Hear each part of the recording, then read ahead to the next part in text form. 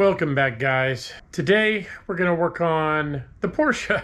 I've got magnetic shift paddles from JQ or Madtrace. Why not put those on today? It's been raining. It's been terrible for being out in the garage. It's actually even cold today, but this is an easy enough job to do.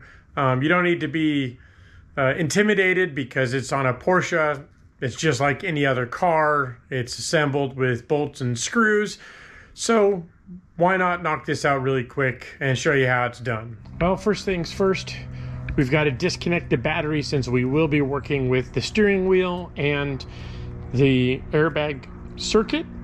We don't want that to go off in our face, so safety first. Let's disconnect the battery. Easy enough to do. With the tray out of the way, we just grab our wrench and we're going to loosen up the negative terminal.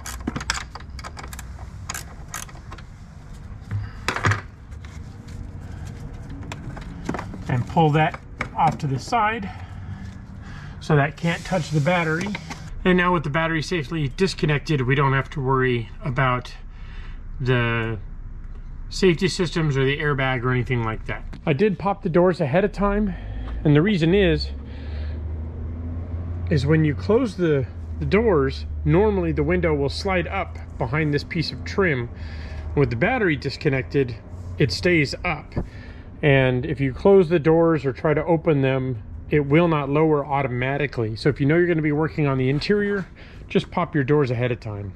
Looks like I'll have to clean the interior a bit, but I'll get that done and get the camera set up, and we'll continue on the steering wheel. All right, so on our steering wheel, we have our airbag and horn button assembly in the center. And to get the steering wheel off, we have to remove this. Now this assembly is held in with a couple of metal spring clips on either side, and the only way to undo those is to use a little port on the side of the steering wheel that we can put a screwdriver into to release that clip. And so right down here where the tip of the screwdriver is, there's a little hole, but you have to sort of feel for that spring clip, and then once you get it, the airbag will pop forward.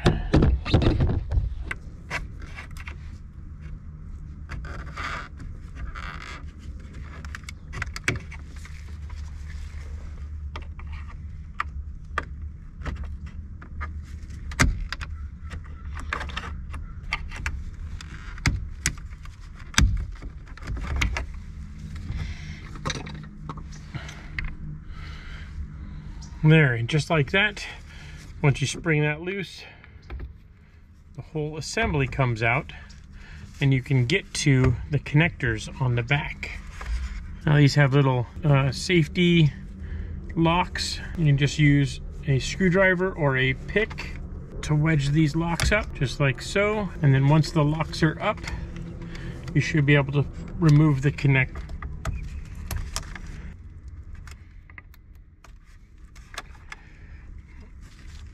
The connectors themselves are color coded, so you don't have to worry about mixing them up or anything. You can put them right back where they were before. And then we'll just set the airbag off to the side. And that reveals the bolt holding on our steering wheel. And so let's go get the tools so we can pull that guy loose. Again, pardon the filming angle, but the tool we need is an M12 Torx bit. This is a like an impact unit I got. If I remember right, these guys aren't torqued down too crazy. Yeah, just like I thought. It's not like steering wheels in the past where they were zipped on with an air gun. This is quite a bit less torque than the steering wheels of old. We'll just pull this guy out, and then before we do anything, we're going to verify that our center is marked. And if you look carefully, I don't know how well that'll show up, but there's a little arrow and then a mark on the steering shaft itself. so that we can easily align this later. In fact, that's the alignment marks from the factory.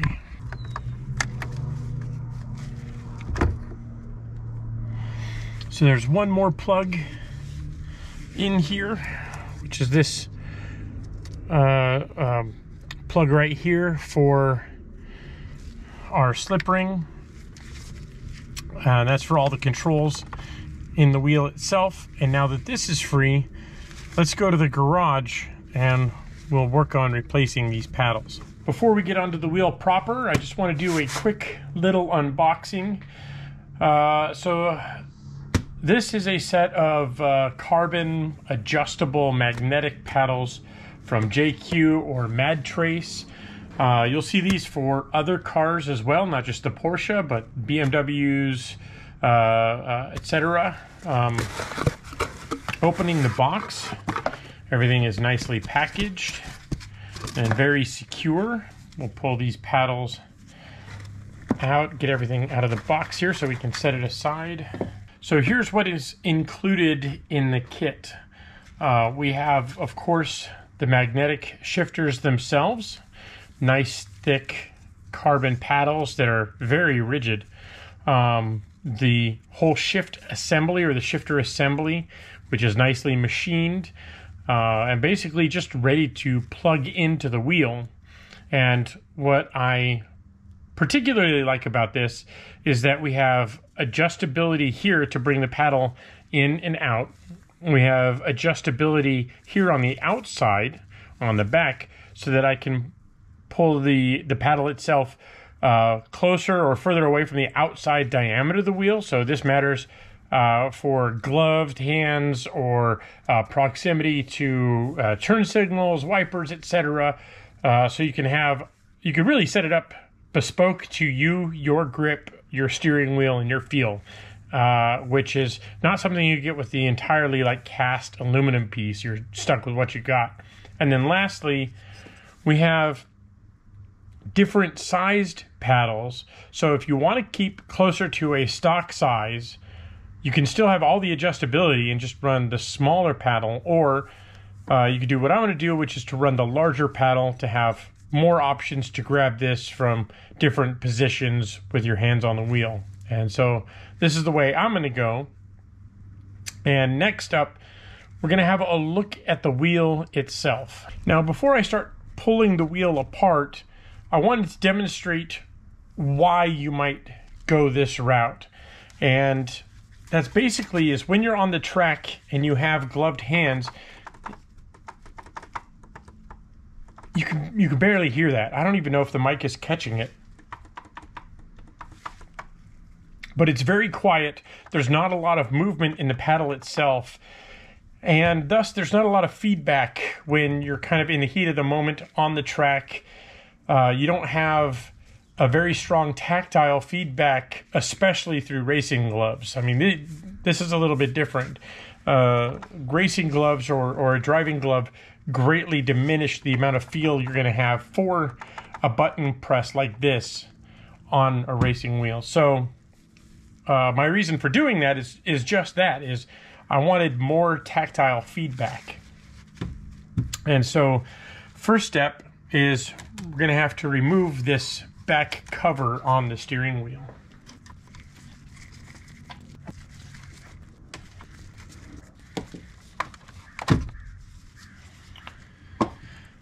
All right, and with the cover out of the way, you can see the retention screw for this shift paddle assembly, and then behind this, there's a little plug that we'll have to disconnect as well. And then this will just lift out of the way. We may have to remove that plug first. Yeah, so down in here, this little plug is keeping us from removing that handle all the way. So we'll grab some long nose pliers and try to reach in there and disconnect it.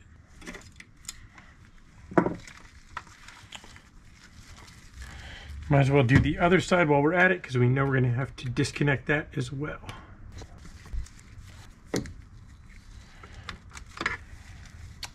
And there we go. So this is our stock factory piece. I mean, it is a very nice quality. It's heavy. It is actually like aluminum or machined aluminum with a cast aluminum body. It is a very robust factory piece. Ditto for the other side. Now, if you pull these off like I just did and you don't remember which side was positive or which side was negative to go up or down a gear, just remember that right side is positive typically and left side is negative or down a gear. So as you can see, we have our locating pins here on the shifter itself. It is kind of a tight fit. It's a lot tighter than the factory piece was. You gotta finagle it in there a little bit, but then once those pins seat, you'll be able to put that screw back in the back. It's the same for the other side. Now we'll flip the wheel over and plug them in. Remove the little covers, and then the plugs just simply pop home. Just like that. And now the payoff.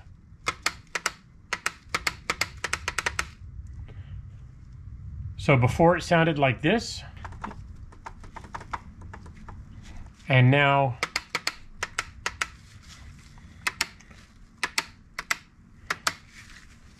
I will say that I really like the location as the paddles are now.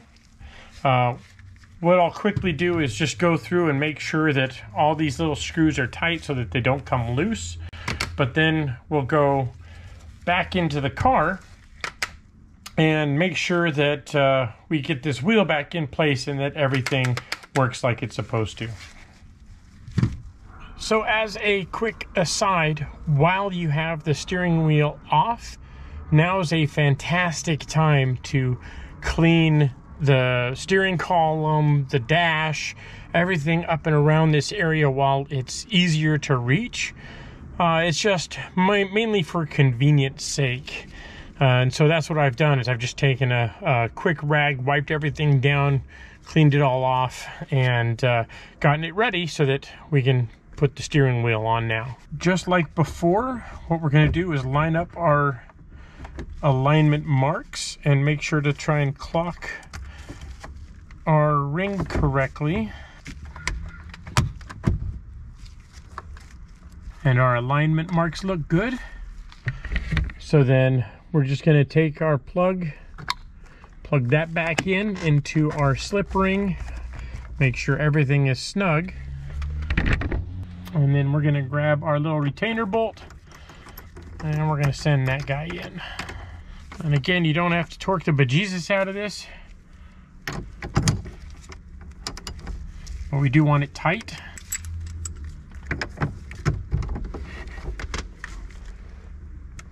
And now that that's done, we can get our airbag reinstalled. So again, for the airbag, we have our two plugs here. They are color coded. You have one that's brown, one that's yellow, and we will just match that on the back of the airbag itself. There we go. And then brown to brown. And then make sure those locks push back in. And then we have these alignment pins, and this is where those metal springs capture the airbag, is this little notch here. And so you'll line those guys up and then just push it home, and that's it. That's about as easy as it gets when it comes to putting the steering wheel back on. Again, it's not exotic, it's just a car, bolts and screws, that's all that hold it together. So now, oh man, those feel good. Now we can get the battery reconnected and take this out for a spin. While we're working on the interior, I'll address something the more astute of you will have noticed, and that is that our seat inserts have changed since the last time they were on video. And That is because I got these redone by Crazy Eddie, or EdGaurds USA. He does these covers for the 918 seats, but he does it for the GT3, the 718, all the GT4s, etc., you name it. He can have covers done for the seat inserts. It's very easy to pull them out. They're just held in with Velcro, and then this whole cover just removes from the foam, and then likewise it's easy to replace, to put back in. The covers themselves are super easy to do. I really didn't feel the need to make a video because there are so many out there. However, the one thing I will say is when you're removing these covers, where all these creases are, there's Velcro inside the crease, and so you just have to be careful to hold that down with your finger when you're pulling up the old material. Otherwise you'll just pull the Velcro straight off the foam, and then you won't have anything to hold these creases into the new foam. And that goes for both the back and the bottom. Another thing that he did was, these are Tempur-Pedic, basically automotive or car travel lumbar pillows. And as you can see, not only did he do covers for the seat, but he did covers for the lumbar pillows, and he went the extra step to make sure that the patterns line up when they're sitting in the car, when they're in the seats. Again, attention to detail is everything. Last but not least, I also got these covers for ingress and egress. He uses the same leather that the factory uses, the same even stitching, the same colors. So as you can see, these covers here match perfectly with the leather and the stitching color in the seat. And these just protect the side bolsters on the seat from wear, because a new set of those is, I think, $500 a side or thereabouts. Maybe a little more now. So I got those installed at the same time. Again, they go on easy. There's literally a bunch of videos of people who installed these. It's not a very hard job to do. This little switch just pulls out a little bit. You can slip it over, send the whole thing over, and then it locks to the bar at the back of the seat. Again, nothing doing, super easy job. It looks amazing. It protects the seat. Again, same guy, EdGaurds USA. Super awesome dude, easy to work with, very communicative when it came to getting this material. Again, like 10 out of 10, totally awesome dude, and amazing attention to detail. So just wanted to address that really quick while we were here in the interior. And quite frankly, I just really love that plaid tartan design, and it really does pop with the red wheels on the white car. So now we'll get the battery reconnected and take the car out for a spin.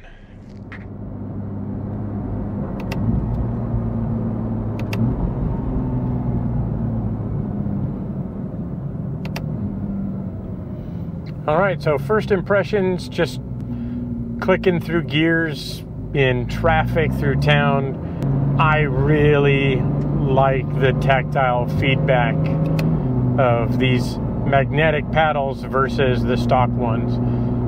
As I illustrated on the bench, the issue that I had with the stock paddles is that there's not much feedback.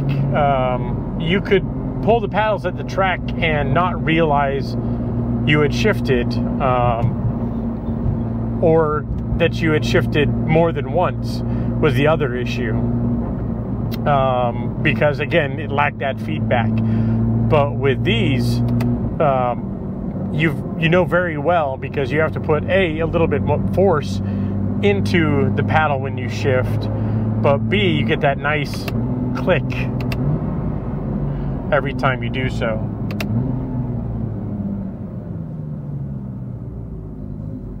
Ergonomics, just with the base setup, is very good. I like where my fingers land on the paddles.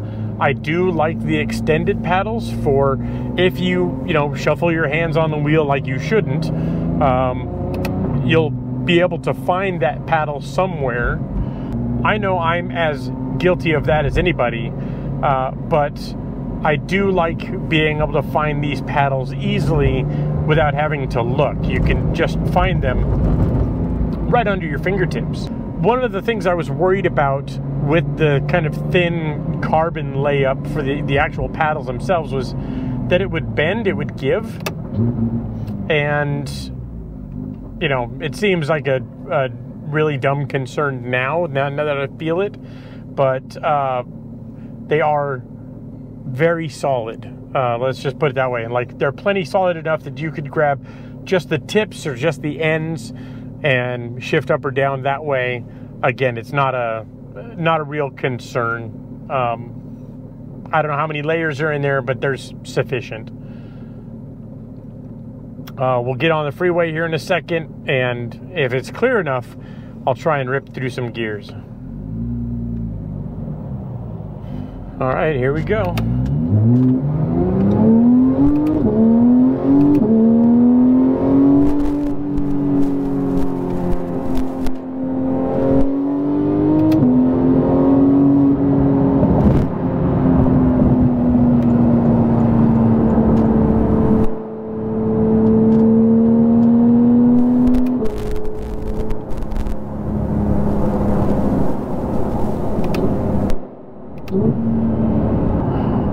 I'm afraid these paddles will turn you into a hooligan, because once you start pulling and running through the gears, all you want to do is just keep pulling the paddles, and you'll find yourself doing reasonable and prudent speeds in very short order. So I might have to give them a negative mark for that, because